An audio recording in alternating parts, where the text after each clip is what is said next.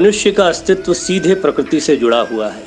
प्रकृति को ही परमात्मा का रूप भी कहा गया है। इस प्रकृति के साथ मनुष्य चाहे तो खिलवाड़ कर सकता है या चाहे तो अपने अस्तित्व को मजबूत कर सकता है। निश्चित तौर पर जैसे जैसे हम आधुनिकता की दौड़ में आगे बढ़ रहे हैं, वैसे वैसे हम प्रकृति को भारी नुकसान पहुंचा रहे हैं। हमारे वेदों और पुराणों में भी प्रकृति को बहुत विशेष महत्व दिया गया है।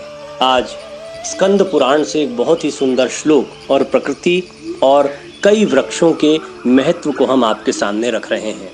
अश्वत्थमेकं पिचुमंदमेकं न्यग्रोधमेकं दश चिंचणिकान् कपित्थबिल्वा मलकत्रियंज पंचाम्रमुक्त्वा नरकन्न पश्येत्। अश्वत्थः यानी पीपल, जो 100% कार्बन डाइऑक्साइड को सूखता है।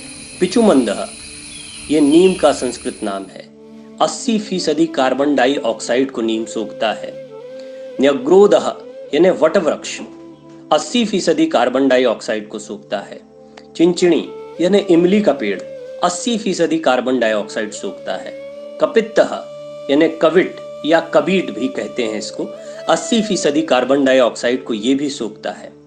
बिल्व या बेल पत्र के रूप में इस पेड़ के महत्व को हम जानते हैं, लेकिन प्रकृति के लिहाज से 85% कार्बन डाइऑक्साइड को सोखता है। यानी पीपल के बाद ये सबसे महत्वपूर्ण पेड़ है। आम्लकः यानी आंवला 74% कार्बन डाइऑक्साइड को सोखता है। आम्रः यानी आम 70% कार्बन डाइऑक्साइड को सोखता है। उपती का मतलब है पौधा लगाना, अर्थात जो कोई इन वृक्षों के पौधों का रोपण करेगा, उनकी देखभाल करेगा, उसे नरक के दर्शन नहीं करना पड़ेंगे। इस सीख का अनुसरण न करने के कारण हमें आज इस परिस्थिति के स्वरूप में नरक के दर्शन हो रहे हैं।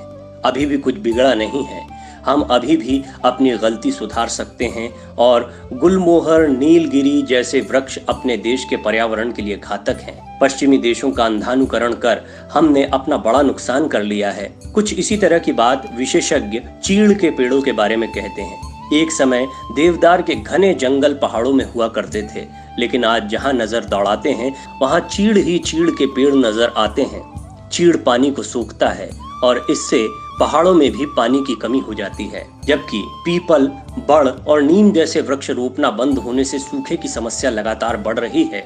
ये सारे वृक्ष वातावरण में ऑक्सीजन की मात्रा बढ़ाते हैं, साथ ही धरती के तापमान को भी कम करते हैं।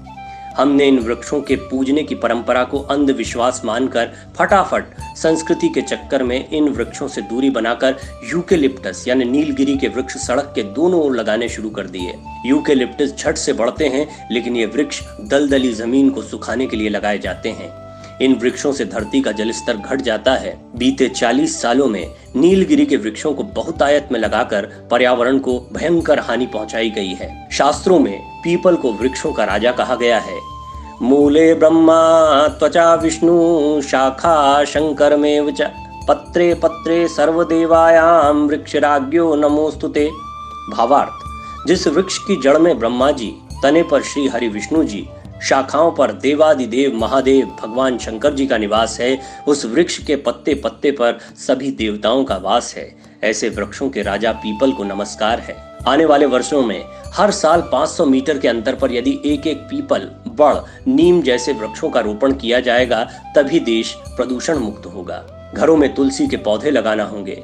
हम अपने संगठित प्रयासों से ही अपने भारत को नैसर्गिक आपदा से बचा सकते हैं, अपनी संस्कृति और परंपरा को जान सकते हैं।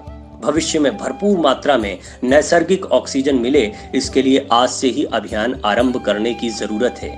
आइए हम पीपल, बड़, बेल, नीम, आंवला और आम आदि वृक्षों को लगाकर आने वाली पीढ़ी को निरोगी एवं सुजलाम सुफलाम पर्यावरण देने का प्रयत्न करें।